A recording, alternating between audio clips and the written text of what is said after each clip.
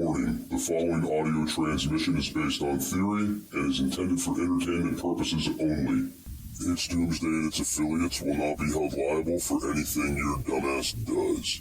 Listener discretion is advised.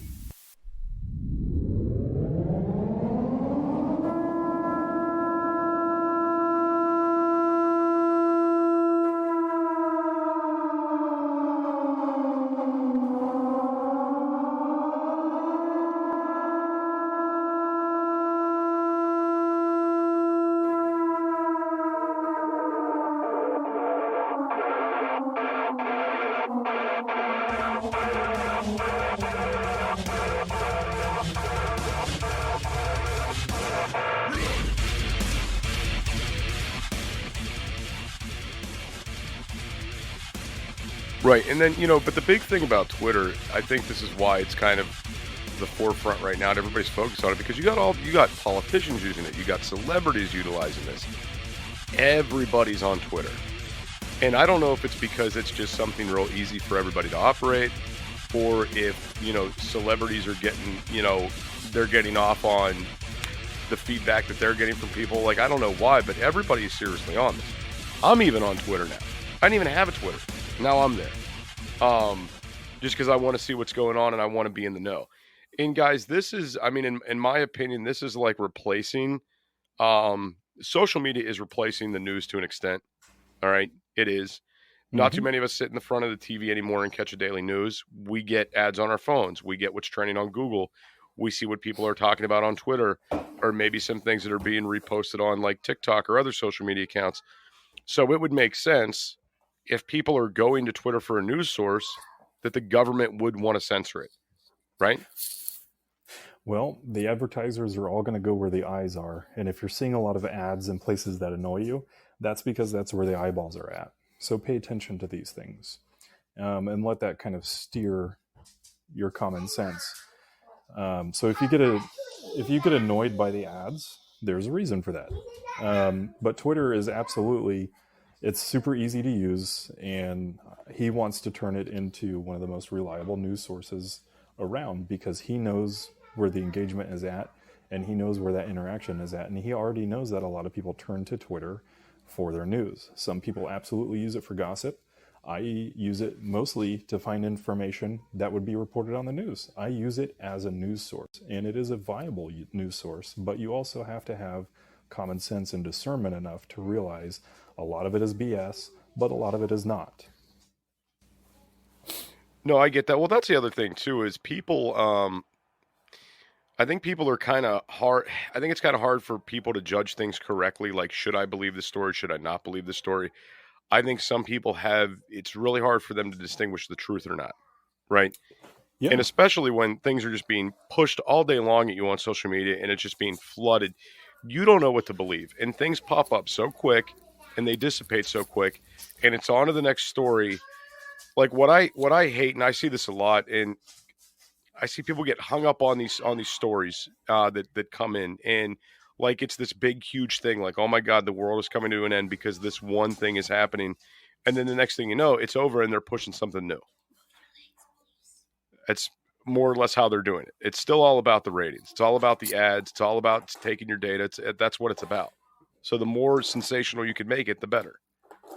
Yeah, and again, sensationalism sells, and we know this. And it's unfortunate that it does, because it detracts away from a lot of the important things.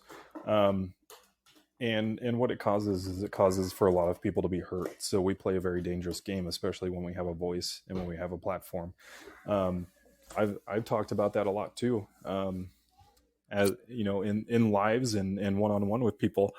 And I'm always reminding myself, when I repeat things, it's because I'm repeating it because it's important, but I'm also using it to remind myself to keep my feet on the ground, and remember where I'm at and where I came from too.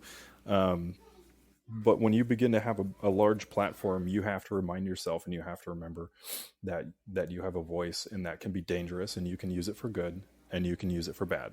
And you have to make sure, if you're going to declare a point, that you have to be objective about it, unless you want to pick and choose sides. And then you're already eliminating 50% of your crowd potentially. But you also play a very dangerous game between what's true and what's false, what's information and what's misinformation. As much as I hate the whole campaign against misinformation, we have to be honest and remain objective and say, yeah, there is a lot of misinformation out there, but there's also a lot of information that's true that's being censored as well.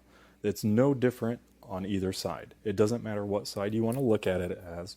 You can look at it and say, oh, the Democrats are censoring everything, blah, blah, blah, blah, blah, blah. It's like, well, I mean, the other side does it too. They're wanting to censor and they're wanting to attack too. You have two sides just sitting here actively attacking each other day in and day out. If you want things to be better, one of those sides is going to have to step up and be better. Otherwise, it's never going to be better if you're continuing to just go at each other's throats. Somebody's going to have to say, stop. Let's be a little more transparent here. Let's stop going at each other's throats. Let's stop trying to say this thing and that thing about these people. Let's stop trying to degrade people and defame people and slander people. And let's find some sort of common ground. Somebody's got to do that. And if it's Twitter that has to do that, then great. Somebody's got to do it.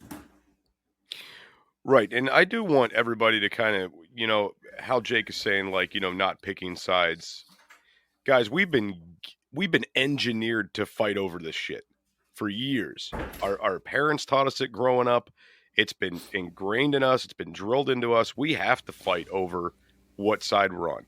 And it's so weird how when you bring up the people like, yeah, I'm not about that. I don't really care anymore. It's not something I give a shit about. I'm not doing this right or blue shit. It's amazing how quick people shut down because they don't hear that every day. It's so uncommon for them to hear that. They don't know where to go with it. They just stop. Yeah, when you're like, I simply don't care. They're like, what do you mean? You don't care? What do you mean? You don't pick a side? What is this? Yeah. And I mean, you guys know if you guys go back, we're for those of you guys that are in the live right now, I do want to say this. We're coming up on 2 years. New Year's is going to make 2 years of doing live shows over here. So I have a live special I'm working on for you guys. It just popped in there. But anyway, when I came over here about 2 years ago and I started doing lives here, I was very right wing, and I would like drill that home. And I had very few Democrats that would come into the show. I had one, Pook. I don't know where Pook's been. I haven't seen him, but he was like our unicorn Democrat that would come into the show. And it was like really odd for someone left to stick around in here, but they came here because we made good points. We presented good arguments. And the show was either us talking about prepper-related stuff or just kind of screwing off for the evening, right? So it was like, well, it doesn't matter. This guy's cool. It doesn't matter that he believes something different. But now my belief system is totally opposite. Like, I'm still conservative. I still want my guns. I still want my freedoms. I still want that stuff. But I'm not drilling home that it's a red or blue problem anymore, because it's not. No, it's not. And I mean, people like you and I, we've got to be careful too, like you were saying, because you're right. It absolutely blows people's minds when you tell them that you don't pick and choose sides. Well, they look at you like you're a unicorn or an alien. They're like, well, what are you then? And my answer is that I don't have to be anything, dude. Why do I have to pick a side? I don't have to. Why can't I borrow things from every side and take the good and leave the bad away and make my own informed decisions? Why can't I have my own informed consent? Why do I have to choose your side or allegiance to your side? You don't have to do that, and you should not do that. The two-party system was only meant to do one thing, which was divide. And look at the rift. It's not even a rift anymore. It's a Grand Canyon in between two groups of people with opposing beliefs. That nowadays, one side can say, well, I think hamburgers are delicious. And the other side says, well, that's stupid because hot dogs are better. And if you don't like it, then I'm going to slander you and you're a piece of crap. And I'm going to call and get you fired from your job. And I'm going to ruin your business. We've taken it to the 10th degree. We've cranked it up to 12. And nothing is going to be solved that way. And if people want things to get better, you have to want them to get better. And if that's not the case, then the only thing left is the chaos. And right now we have chaos because people are angry. And it seems that right now people don't want it to get better because they're upset. And I get that. But you have to also understand when we act on emotion, we make horrible decisions. So in this way, we're all being very wrong in how we conduct ourselves, especially with people who have platforms, who know that they have a voice and make gobs and gobs of money talking against one side or another, and completing that rift divide, and following that whole thing. It's wrong. And that's something that, when you're in an echo chamber of people who do nothing but agree with you, you forget that maybe sometimes you're wrong, because you have everybody around you telling you that you're right all the time. And you need some people around you to say, you know what, that's kind of dumb and you might be wrong, dude. Here's why it's dumb. And you should be able to listen to that. Hey preppers, do you want 10% off survival food? Go to www.readywise.com and use code DOOM10 at checkout for 10% off all your survival food needs. Again, that's code DOOM10 at checkout at readywise.com, DOOM10 for 10% off at readywise.com.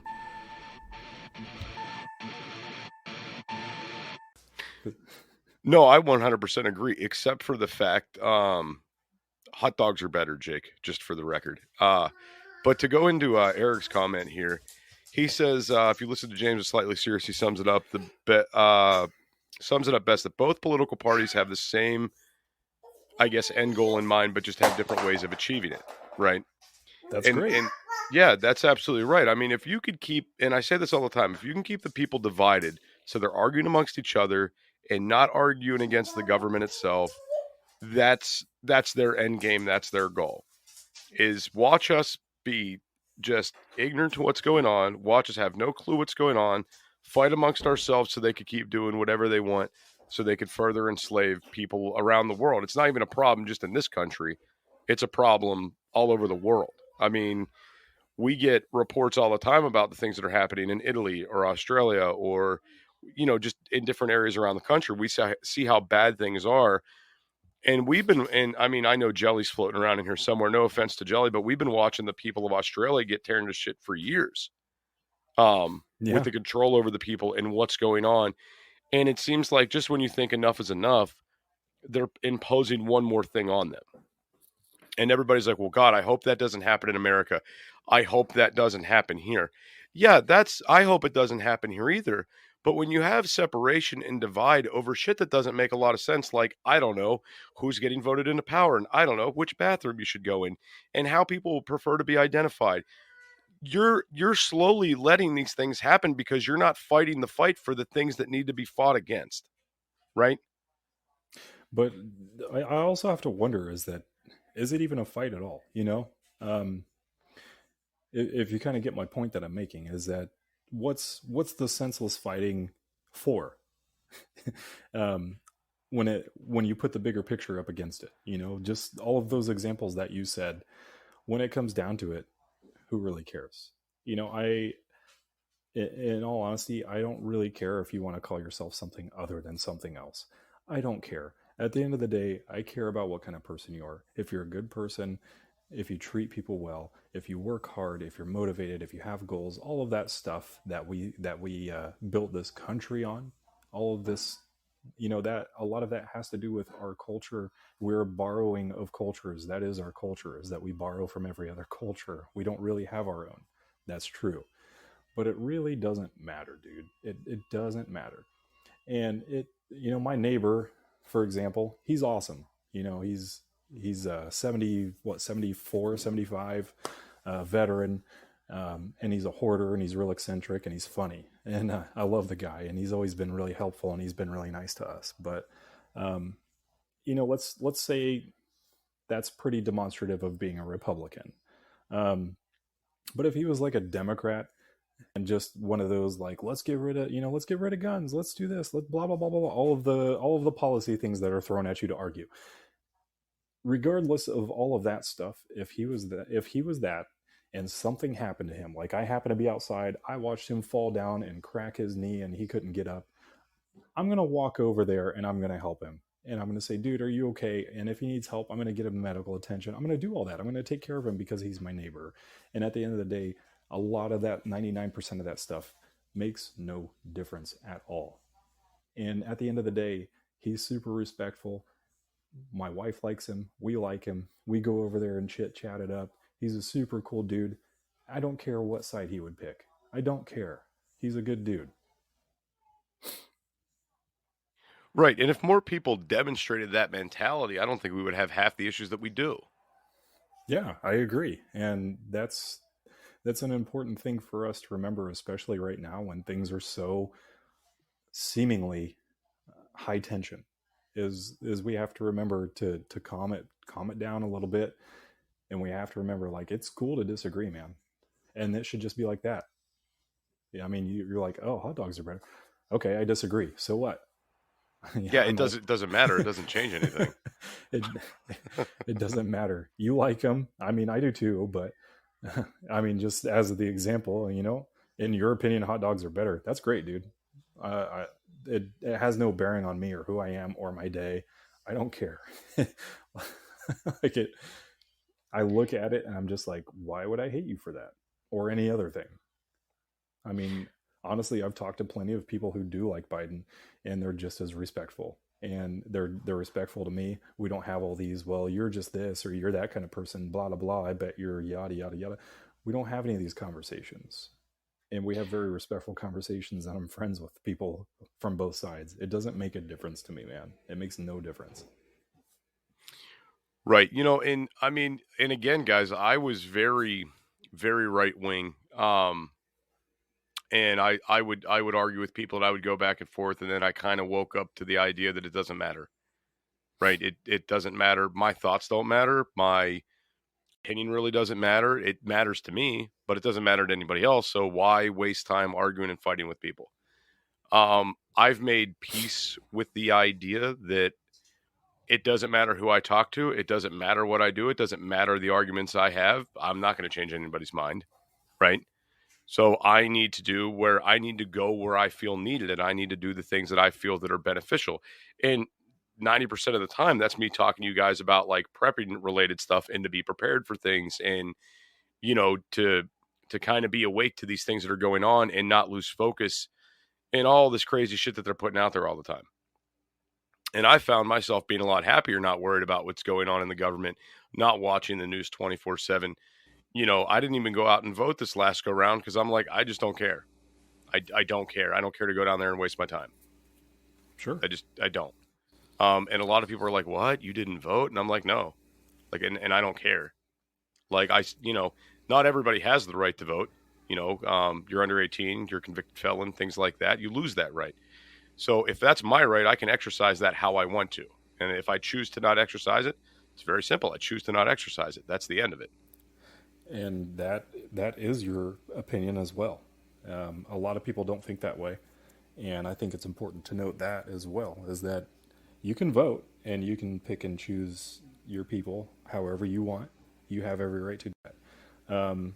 But it's the same exact thing as, if you were to get into an argument or to get into a fight with someone. The one side may want to put up their dukes and get ready to fight. Doing nothing is probably, in that case, the best response. And sometimes not voting is an opinion. And I think that says a lot too, in more ways than one, because you didn't cave to the quote unquote pressure or perceived pressure of having to pick and choose a side, but also that means that you're secure enough in your beliefs that you say, nah, these guys aren't good enough. I want the best man for the job, and these two or three aren't it for me, and that is my opinion, and I don't have to choose. And you absolutely do not. Your non-vote is also a vote. Oh, exactly, 100%. And I mean, one thing I did want to get into, and I haven't got to read the full story on this either, but Jake, do you know about the shooting in North Carolina with the grid going down?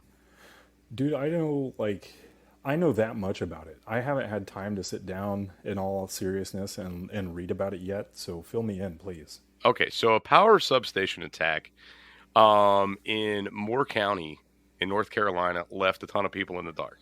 And yeah, I don't like state of emergency now, right? Well, okay, so check this out. They put a curfew in place, all right? And this is what you got to kind of understand, I guess everybody's got to kind of understand, is power is considered critical infrastructure, right? And that's a power station, that's a septic plant, that's a water treatment facility. All these things that we need that are little lifelines to keep the wheels moving is all considered critical infrastructure. So I mean, by definition, this would kind of be an act of terrorism. Well, not really. They'll call it that, I'm sure, but it is kind of a terroristic thing, even though there was no threats made. Now, basically, what happened is the sheriff's like pissed, calling the perpetrators cowards. He's the one that announced the curfew, the sheriff of Moore County. The last I read about it stated that 40,000 people were without power in the county. And the outages are the result of intentional damage by firearms to 2 substations in the county. And these were, I guess, Duke Energy substations. Now, we talk all the time about prepping for grid failure, and I talk all the time about how delicate the power infrastructure is in this country. So you got to think. And I mean, I don't think they know who did this yet. It could have been a couple dickheads running around with a couple rifles saying, "Hey, watch all these sparks when we shoot at this substation, blah, blah, blah. Look how cool it is." Or it could have been a guy that said, "You know what? Fuck Duke Energy. I'm sick of this pill. Let me go shoot up this power plant." Right? It could have been one of those two situations. I don't think that anybody is out there with like necessarily like a devious intent stating, I want all these homes to be without power. But when we talk about grid failure and like having some backups, keeping the batteries in the house, maybe keeping the solar generator, things like this was one that never came across my radar of something to be prepared for, thinking that some dickhead just going to go shoot up a substation, mainly because these things are a little bit hardened. There's fences outside. These are concrete and steel buildings typically. And I know that a lot of like the big transformers and stuff, they send those out for NDT non-destructive testing because people do like to shoot at those things. So they're kind of built for it. But I didn't see this coming. So, like, somebody or a group of somebody's went out and just shot up a bunch of substations? Yeah, basically. And I'm trying to pull up more news on it. They shot up 2 of them, from what I'm reading here. And I'm trying to find, it just says tens of thousands of people without power. Another article I read said at the peak was about 45,000 customers without electricity in the county of about 100,000 inhabitants. These guys shut off power to about half the county. And I mean, I feel bad for the people that don't have the power right now, but Jesus, just a couple guys with rifles, if that's who did it, were able to shut off power to half the county. Think about that. They're saying it's a white supremacist group. Like I mean, I'm not going after you, Karate Jane, but if that is the case, like, why give it a label? Why give it that attention? It doesn't matter where they come from. You have some people acting like fools and acting like complete idiots and ruin the fun for almost 50,000 people. In my opinion, it doesn't matter where they come from. You find out who they are and you prosecute them, the sheriff did. Okay. And that seems to me like a political narrative talking point, just to push a narrative right off the bat. I don't know if that's the case or not, but people deserve to at least know who they are and identify them. But why worry so much about if they're part of a group or not, or anything like that? It's a categorization of silliness. But I suppose if you can tie them to something that seems on one side politically motivated, then I guess in that sense, since it's infrastructure, you then would have a domestic terrorism case on your hands. So, I mean, I can kind of see it both ways, I guess, but... So, on that note, though, so one article I'm reading here is saying that they are getting the federal government involved in this, which you knew they would anyway, because it's critical infrastructure. Mm-hmm. And the dollar amount of damage. I mean, they're putting this up in the millions of dollars of damage. But if you said hate crime, you'll probably get more response from the federal government to come out there and work harder on an investigation. It's going to bolster much more attention, and that's why. I mean, you got all the eyes and ears on you. You better you better do your job. Oh man. And if that's the motivation, then that says something too. Right. And the thing is I mean, it seems like the county was very ill-equipped for this as well. But this is what it says. Like, they really don't have any leads on these suspects yet. This is an article that came out about an hour ago from NPR. It's the latest article I could find. One or more people used a firearm to attack two Duke Energy substations on Saturday evening, causing extensive damage. Authorities have not yet released much other information about the attack, including any information about who carried it out or what motive what the motive may have been, saying only that the investigation is ongoing. The sheriff did say that whoever is responsible knew exactly what they were doing to cause the damage and cause the outage that they did. If that's So, the case, then you I'm can not- consider it being somebody who is a current or maybe former employee or just did their research. But regardless, I mean, you gotta, if you want to get the most reaction out of that action, then you probably have studied a thing or two about substations and critical infrastructure. I mean, I just picture these two kids that are just out there with a couple of 22s, bored out of their minds, saying, "Hey, dude, let's go shoot this up because it's going to be fun and we're going to get to see all these sparks flying." Like, that's what I feel like that is. People shoot at electronic stuff all the time. When I was going to take my hunter safety course back when I was like 12 years old, they had a section of power line that they took down, and they wanted to demonstrate in our hunter safety course class. And it was a big power line that somebody had shot with a 22. And they said, people do this shit all the time. You guys don't do this because it gives a bad name for hunters everywhere. They just think it's all cool to go shoot at this. And the next thing you know, nobody has a phone working in their house, this, that, the other. Like, they explained it to us that this is a very common thing for people to shoot at electrical stuff. And the same goes with the transformers we see. And that that's why I don't think this was I don't think it was an act of terror. I don't think this was racially motivated. I'm literally thinking a couple of young kids were just out there popping shots, watching the sparks, and then they were like, "Oh, let's go do another one." That was awesome. That's kind of how I'm looking at it too, regardless if they were kids or adults with some group or affiliated with whatever. I'm literally looking at it like, wow, you guys are a bunch of dumb kids. Like, doesn't matter who you are or where you come from. That's stupid. You just ruined the time for 50,000 people who've done nothing too. You're a bunch of stupid kids. I mean, I kind of hope that people learn something from this, and that is to be more self-sufficient. Like, if, the poor people that are stuck at home right now that maybe have a CPAP machine that's not working, or the food's going bad in their fridge, or, anything that's going wrong. I hope this is kind of an eye-opener saying, hey, we are vulnerable. We need to do more for ourselves. I hope that there is some good message that does come out of this, even though it is a shitty thing. No, it's terrible. I mean, you have to consider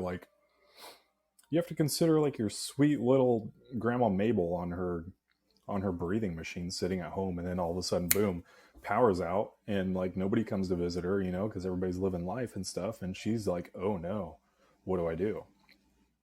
The one thing I find odd though is out of all the articles I skimmed through here, I didn't see anything about caliber or how many rounds were fired into these substations.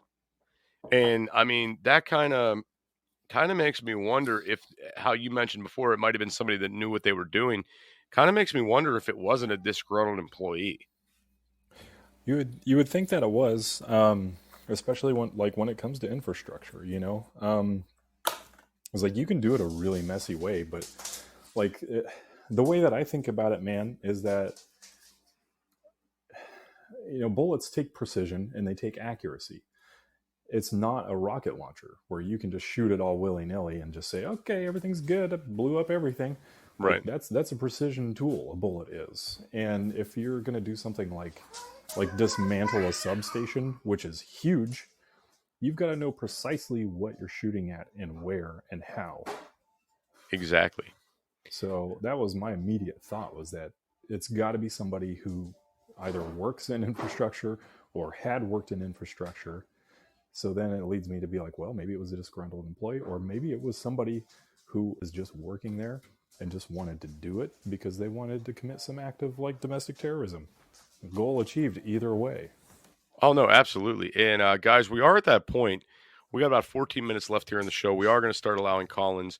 So if anybody wants to call in to comment on this stuff Jake and I spoke of tonight, whether it's the North Carolina thing, whether it's the Elong thing, I just want to kind of keep us on track a little bit. And we got Karate Jane calling in first. What's up, Karate Jane? How are you? Guys, listen, I was watching. I know sometimes they say all the news is fake and stuff, but I was just literally watching the ABC 6 News and the World News. And on the right before the World News came on at 6:15, the sheriff said that there has been white supremacist groups that got locked up 4 years ago for trying to do the same thing. And then they said that's why they think they did it, and they will lock them up because they did. They said it was atrocity what they did because all the people lost power, sewage, well. I'm just telling you what the news said. I don't know either way because, like Jake said, they could just be making that up so they get more federal FBI and all that in there. But that's what the sheriff said at 6:15 this evening on ABC News. Yeah, and either way, I mean, whether they were a part of a group or not, I still am going to see them as like, wow, you're stupid kids. Yeah. Yeah, Right. they didn't say if they were adults or teenagers. They said the 4 years ago were arrested for attempting to do the same thing, and they were adults. So, yeah. I mean, if you watch Channel 6 News at 11 o'clock, you'll see it. I'm not making this stuff up. Oh, I believe you. But, I mean, my immediate thought is to look at these people and be like, why would you do that? It's terrible. I mean, they said the hospitals are on generators, but the other people have no electricity. It's freezing cold in PA. I don't know where they are, but I'm pretty sure it's pretty cold. They have no water. They have no traffic lights, nothing. It hit the sewage, affected the sewage, the electricity, everything. That's why we have bug out bags. We got to prepare for those kinds of things. Yeah. Well, yeah, but you know what this reminds me of? This reminds me of the Texas freeze when they lost power down there in the middle of winter. I mean, I don't know what the temperature is there right now, but I imagine it's not very warm. No. I did want to move on to, we had Raccoon calling and we got Preaching and Breaching called in too. I'm going to try to get to Preaching and Breaching first. Preaching, are you with us? Yeah, can you hear me? No, dude, let me unmute you. Okay, are you with us? Can you hear me? Ready to hear it static. I don't even know if he's with us. Are you here? I can't hear him. Can No. you hear me? Yeah, but it's super low, dude. You got to like really yell. Okay. Oh my God. Preaching, we got to get you a mic, dude, or a phone or something. Sound like you're standing like 40 feet away from your phone yelling at it. I'm literally like 2 inches away. Hey preppers, do you want 10% off survival food? Go to www.readywise.com and use code DOOM10 at checkout for 10% off all your survival food needs. Again, that's code DOOM10 at checkout at readywise.com, DOOM10 for 10% off at readywise.com.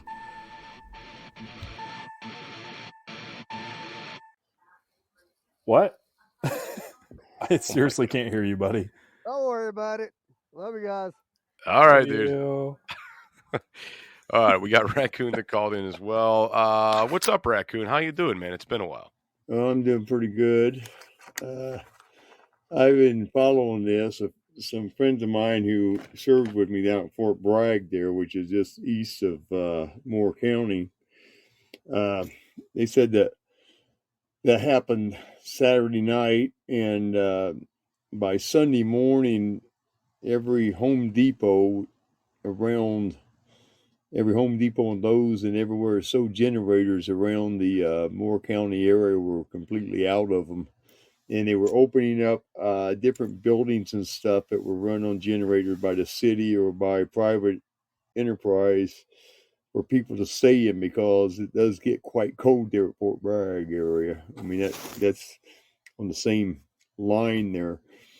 But yeah, it was really screwed up. And one of the one of the articles they sent me was a live feed from, I think it was ABC 12 out of Raleigh. And they were talking to people there about it. And then there was an article that was in there about there were supposed to have been some kind of a transgender book day at the library. It was supposed to happen on Saturday and Sunday, and people were protesting it for about a week and a half, I guess, from what the article said. And now they're saying it may have been those people who were so upset about it. But, you know, you have to kind of read the article and look into what it's saying. I might be missing something on it, but there was a lot of people really, really outraged there about that. And that's going to happen more than what we think. I mean, it might have been a false flag. It might have been completely intentional. We don't know. They're only going to tell us what they want us to know. Yeah. Oh, I could 100% agree with that. And that's the good and bad thing about the internet is that you're going to get a bunch of really loud people immediately, and you're going to see all these people put the word breaking before their Twitter posts and speculate on these things. And again, going back to how platforms can be valuable and dangerous is that you have people that want to get the information out as quick as possible without any research. It's just what I heard. Okay, good. Let's go with it. Let's post it. Let's get all the views. Let's get all the traffic. Let's gain all the interest. And that's a dangerous thing to do, especially when it comes to stuff like this, because when it comes down to investigation, is you have to explore every avenue possible that you can, and you have to follow every clue that you can find and every tidbit of information. And the thing that really sucks about it, and the thing that people that citizens don't see who have never worked in law enforcement or have worked in that military mindset, is that you're going to have a bunch of people, thousands of people calling in droves saying, I heard it was this, I heard it was that, the internet said this, I heard it from this guy's post, I heard it from so-and-so. And you just got a bunch of convoluted information, and it just is really misleading, and you have to have hours of manpower and money sorting through all this to get down to it, and you can only speculate. So that's why it's always best to wait and observe and allow law enforcement and investigations to follow through and do what they're supposed to do. And if you do have valuable information, then absolutely call. But if you're just going on speculation because you saw it somewhere, or you heard this or you heard that, it's probably not valid, and it ends up being a big waste of time and manpower. Yeah, there was a girl who was at the protest that they had, and the one article talked about she was live streaming it, and they went to visit her, and she couldn't tell them anything about it. But she said they'll probably be back again because they're trying to find who might have all been there. But she actually live streamed it, so they came to her house. Oh, and yeah. she was one of the first ones, since, I mean, sometimes you don't want to live stream stuff like that if you know it's going to have some kind of a twist, because you may end up like January 6th guys and be locked in prison for 2 years just because your phone was in the area or you had a picture on YouTube. And what's worse is that, like I said, the internet jumps to conclusions. They could take that person with that live feed and be like, oh, you were the person, and start to blame her. And then, what happens is they start to dox this chick, and they'll put her name out, and somebody want to one up that and put out her address and family members. And it's dangerous.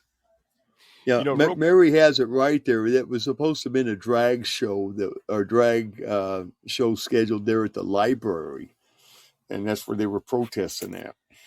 So I just wanted to throw something real quick out there about the January 6th stuff, guys. I did post an article on the thing about this, is that these guys are still sitting in jail, all right, which is just outrageous to me. And, I mean, these guys aren't getting proper medical care. They're dealing with a lot of physical, mental, bad abuse in there. And there are letters coming out now from the prisoners from jail, and they're starting to leak a little bit out of what's going on within there. And guys, this is a situation where I just want to say that if this was any other circumstance, there's people that commit murder and make bail. All right. These guys are sitting in jail because of a suppression tactic. That's it. Orchestrated by the U.S. government. That's what it is. There's no other way to slice it. If you can commit murder and get out on bail, there's no reason these guys should be in there for entering a public building. But I'm sure more will probably come out about this too on Twitter. I think we're going to see a lot of things popping up and happening. Yeah. Well, something about that though is they don't have any rights to lawyers. They can't talk to anybody outside of the jail, except now they're letting them pass letters out. But I know a guy who was found to be in Washington D.C. because he posted a picture, and he was under 90 days of wearing a daggone ankle bracelet. And they came to his house almost 7 months after this thing went off. And that may have been how long the investigation took. I mean, again, we can speculate, but who really knows, but there's no need for these people to, jail is short term.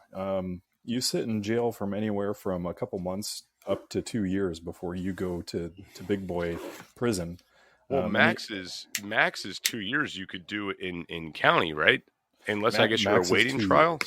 Yeah, max is 2 years unless you're awaiting sentencing, and in which case that's up to a judge to keep you there, or just send you to prison for that time being. In which case they'd bring you back. But anything over 2 years is prison time, because it's a stress on the county to have to keep somebody that long and take up that much needed space. But for them to sit there for 2 years without a fair and speedy trial or access to a lawyer or access to anything to research to plead their case at all is very much an infringement on their rights. It's unconstitutional. They have certain rights that are available to them while they are incarcerated, and having access to legal advice is one of them, and they should have already gotten them through initial hearing.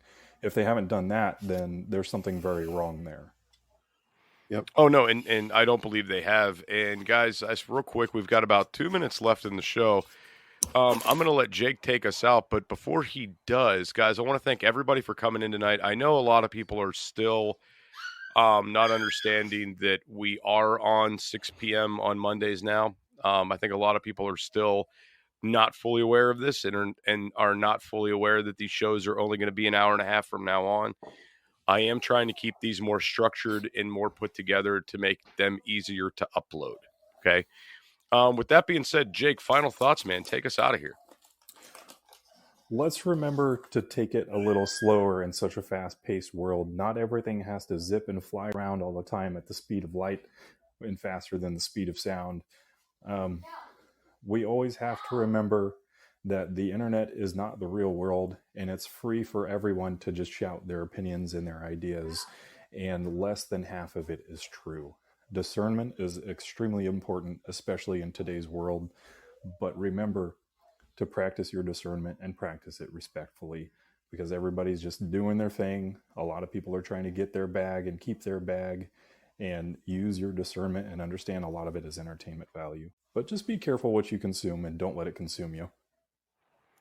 Absolutely, 100%. Thank you for that, Jake. It was very well put together, man. It's almost like you know what you're doing. A little bit. I have some ideas that pop up randomly. That's awesome. All right, guys. So we're out of here. I want to thank everybody for being here, guys. And catch me in 30 minutes, guys. The Beans and Weenie Show is actually happening tonight. So come check that out for a good laugh. And we will see you guys next Monday, 6 p.m. Have a great night, everybody. And thank you for being here. Appreciate you all. See you guys.